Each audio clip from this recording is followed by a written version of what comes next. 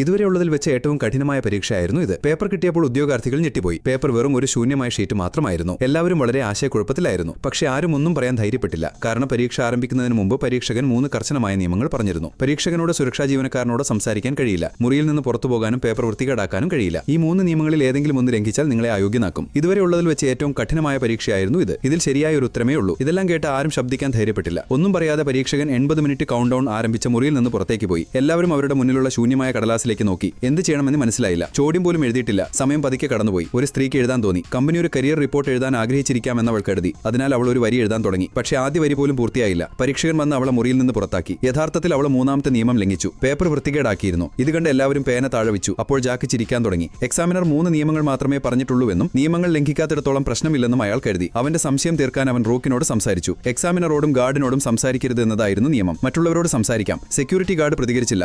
ഇപ്പോൾ ജാക്ക് എഴുന്നേറ്റ് മുറിയിൽ ചുറ്റി നടക്കാൻ തുടങ്ങി. ഗാർഡ് അപ്പോഴും ഒന്നും പറഞ്ഞില്ല. ഇപ്പോൾ ആളുകൾ പതുക്കെ സംസാരിക്കാൻ തുടങ്ങി. പേപ്പർ ശൂന്യമായതിന്റെ കാരണത്തെക്കുറിച്ച് എല്ലാവരും ചിന്തിക്കാൻ തുടങ്ങി. പിന്നെ ലിസ എഴുന്നേറ്റു. ഈ പേപ്പർ വെളിച്ചത്താൽ വെളിപ്പെടുന്ന ഏതോ പ്രത്യേക മെറ്റീരിയൽ കൊണ്ടാണ് നിർമ്മിച്ചിരിക്കുന്നതെന്ന് അവൾ കരുതി. മറ്റുള്ളവരും അവളുടെ പ്രസ്താവന ശരിയാണെന്ന് കരുതി. അങ്ങനെ എല്ലാവരും പേപ്പറിൽ വെളിച്ചം വീശാൻ തുടങ്ങി. പക്ഷെ ഒന്നും സംഭവിച്ചില്ല. അപ്പോൾ മൈക്ക് കരുതി അൾട്രാവയലറ്റ് അല്ലെങ്കിൽ ഇൻഫ്രാറെഡ് വെളിച്ചത്തിൽ മാത്രമേ പേപ്പർ ദൃശ്യമാകൂ എന്ന്. പക്ഷേ മുറിയിൽ അങ്ങനെ ഒന്നും ഉണ്ടായിരുന്നില്ല. എല്ലാവരും നിരാശരാകാൻ തുടങ്ങി. അപ്പോൾ അന്നയുടെ കണ്ണുകൾ ചുമരിലെ എമർജൻസി ലൈറ്റിലേക്ക് പതിഞ്ഞു. സ്ഥിരീകരിക്കാൻ ജാക്ക് ലൈറ്റ് തകർത്തു. മുറി ഇരുണ്ടു. എമർജൻസി ലൈറ്റുകൾ ഓണായി. അവർ വീണ്ടും പേപ്പറിൽ ലൈറ്റ് തെളിച്ചു. പക്ഷേ മാറ്റമൊന്നും ഉണ്ടായില്ല. ശരിയായ നിറത്തിലുള്ള ലൈറ്റ് കണ്ടെത്താൻ കഴിഞ്ഞില്ലായിരിക്കാമെന്ന് റൂക്ക് പറഞ്ഞു. അപ്പോൾ ആനി ചുമരിൽ മറ്റൊരു തരം ലൈറ്റ് കണ്ടു. ഒരുപക്ഷെ അത് ശരിയായ ലൈറ്റ് ആയിരിക്കാം. എല്ലാവരും ഒരുമിച്ച് ബാക്കിയുള്ള ലൈറ്റുകൾ പൊട്ടിച്ചു. ഇപ്പോൾ മുറിയിൽ ഒരു ചൂടുള്ള നിറമുള്ള ലൈറ്റ് വരുന്നു. പക്ഷേ ഇപ്പോഴും പേപ്പറിൽ ഒന്നും എഴുതിയിട്ടില്ല. ഇപ്പോൾ 60 മിനിറ്റ് മാത്രമേ ശേഷിക്കുന്നുള്ളൂ. അപ്പോൾ ഒരാൾ എഴുന്നേൽക്കുകയോ ഒന്നും പറയുകയോ ചെയ്തിട്ടില്ലെന്ന് ജാക്ക് ശ്രദ്ധിച്ചു.